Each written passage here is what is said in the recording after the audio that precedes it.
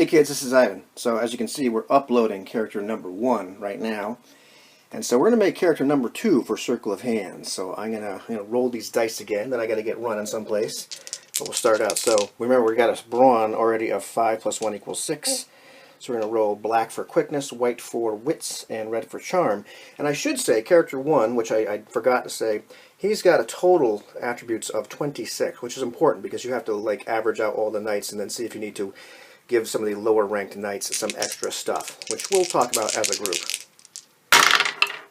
So let's see. Ooh, well, this guy is not quite as good as the first one on the initial roll. So our quickness is going to be a 5, because that's the blue or black die in this case. Our wits is 3 plus 1, and then finally is charm, not very charming guy. That's going to be starting value of 1 plus 1 equals 2. So that's Circle Knight number 2, and we'll figure out what we do with him when I get home.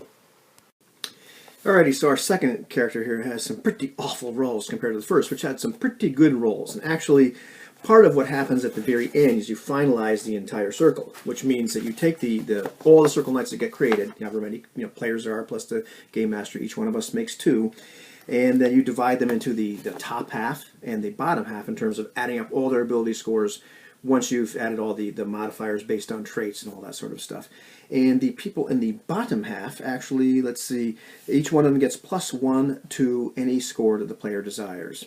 And the Circle Knight with the absolute worst bunch of scores, which might be this guy, I'm not sure, they actually also get a gift of the player's choice, which is covered in the Magic chapter, but it is essentially a gift associated with crossing the line, either in Orion or Rabaja. So, anyhow, this guy may qualify for that. We're not really sure, but actually, just in case you wanted to know, the average that you're going to get rolling all these things is 23.5, and this guy has 20 by the time I add his traits and what have you.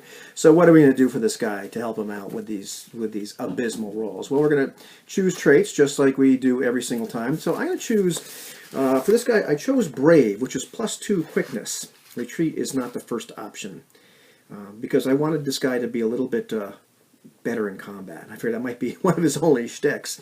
And so his quickness is now 7.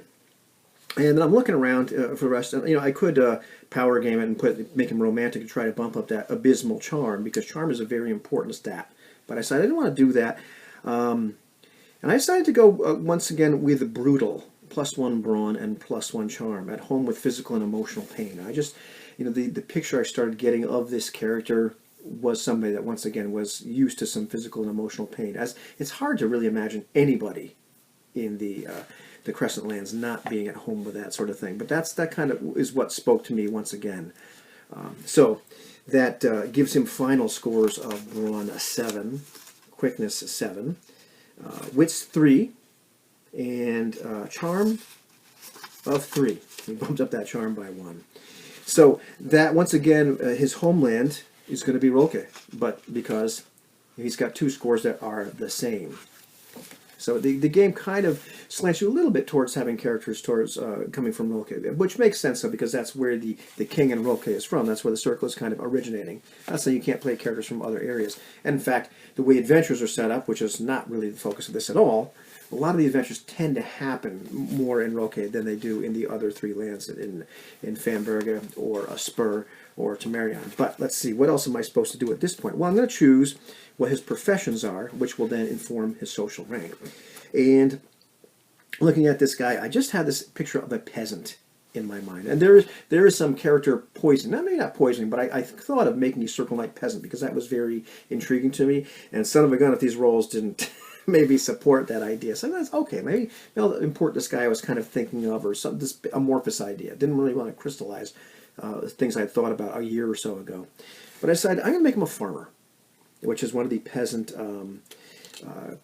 professions. And because you can only have 1 profession per every 4 points of wits, or fraction thereof, this guy only has a 3 wits, so he can only have 1 profession. So it's going to be farmer. So this guy kind of like the bottom of the social strata. So he's a peasant, and I decided to make him a male. And then we're going to figure out his magic, and then go on to details and roll some more dice. So for magic, this poor fellow, he's only got a wits of 3, which means he can only have 3 points worth of spells. So looking through really fast, I decided to go with a 2-point Arbaja spell, which is Berserk, which I think is kind of an interesting sort of spell. And then for a Emborian, I have 1 more point. Now you have to split them as much as you can. I mean, both my characters have odd numbers, but for this first venture, I'm going to put Ward, which is a pretty interesting Emborian spell that costs 1 point. So that's the kind of magic this fellow has. But then we're going to go on from this point, roll some more dice, and see what else emerges about him. Alrighty, so once again we want to see these dice, and we're going to roll here to find out demeanors and features and names. This guy doesn't have much of a charm, so that means his demeanor and features will not be quite as amazing as the last characters. That's fine. And once again, they're all over the darn place, so let's see if I can get them together. And so, well, our blue die, which stands in for black, is added to his charm for his demeanor. 1 plus the 3 equals 4. And then our white die is helping out with the features. So that's added to charm. So then 4 plus 3 is going to equal 7. So I'll look at that chart and see what happens. And last but not least, the red die will be helping us out with his name. And let's see if I can find out here, just looking at this book, about features or details with this guy. 1 plus 2, his demeanor, it's going to be shy, even if everyone else has spoken once already or stepped forward to be noticed, which kind of makes sense. You know, this guy is a peasant farmer. He's not really somebody that would be used to being he's used to being seen and not heard, perhaps in the grand scheme of things. But maybe in amongst his own people, especially because he's not all that charming. And let's see what I can find out for features. 4 plus 3 equals 7. And features here, it says 1 piece of bright clothing, not necessarily always the same one, which is pretty unusual. I have to think about this for a second, because that's really odd for this peasant fellow. And last but not least, the name part. It's a 3, which means any of the good or blessed meanings, which are cultural vestiges of the Pananthuri culture, which is the culture that existed in the Crescent Lands way before the current Iron Folk were here. So I will turn to you with a little bit more thought on this bright piece of clothing and his name. Alrighty, so I've had some time throughout the day to think about this second character and make some sense out of some of the things I rolled. So I figured that that feature that I rolled up, that bright piece of clothing, maybe something blue, maybe like some bright piece of blue cloth, because it says it's not always the same thing. So it's could be like a wristband, probably most likely, maybe some bit of his belt. Maybe sometimes he'll wear a hat, but it's bright, bright turquoise blue. And it's in remembrance of his daughter, because that was her favorite color. And I'm not really sure about the realism of that, whether in fact blue dyes are really all that available during the Iron Age, but unless Ron Edwards calls me and says, hey man, you can't do that, you're not being realistic, in this particular Crescent Land, you can have blue dye. Because also there's a lot of the things you normally think of, like reserved colors for nobility, that just doesn't apply here. And I also want to have some kind of differentiation, because you start to notice as we're making characters that there's some crossover. And Anthony had rolled up a character, his character Kai, who always has something red on him, so I figured I'd make a little bit of distinction there. But I thought that was kind of interesting for this guy that was otherwise kind of shy and unassuming and a peasant to have something like that show up. As far as the name comes up, like I said, I rolled a 3, which meant I had to take any of the god or blessed meanings, which were a cultural vestige of the Pananthuri culture. So I came up, I had the name Ingulf, which means god wolf. And peasants always take the diminutive form, but there is no diminutive form here listed for Ingulf, so that's his name, is Ingulf. As far as arming him, which I believe is the next thing to do, because we already decided that he was going to be a guy. We already decided as a group that we wanted to play all male characters and not get into playing female characters. Not that there's anything wrong with that, but we just decided that's what we were going to do. I decided, looking at his profession, that the knife and the hatchet are things that farmers would be able to use. And all Circle Knights are also trained in the use of mail and the cone helm and the shield. He's not otherwise a martial character. So I figured I'd give him an unusual weapon, because they're allowed to be trained in one other weapon by the Circle. So the chained mace, which I just like, because it's, here it is, right here on the cover. The old chained mace, I think that's pretty cool. It's normally a weapon associated with the area of Spur rather than Velka, where he's from. But I figured that might be something kind of interesting and brutal for him to use. And then it was time for, I believe, for his key event. I'm going to make sure there's nothing else yet. Naming, arming, key event. So here's what I came up for our guy, Ingulf, our peasant. Ingulf didn't know a lot of things. He didn't know if it was true that the wizard of Rabaja had come from Spur, like some of the people in the village had said. However, he knew that not long after the Dark Man showed up that the land had become sick and the dead had walked.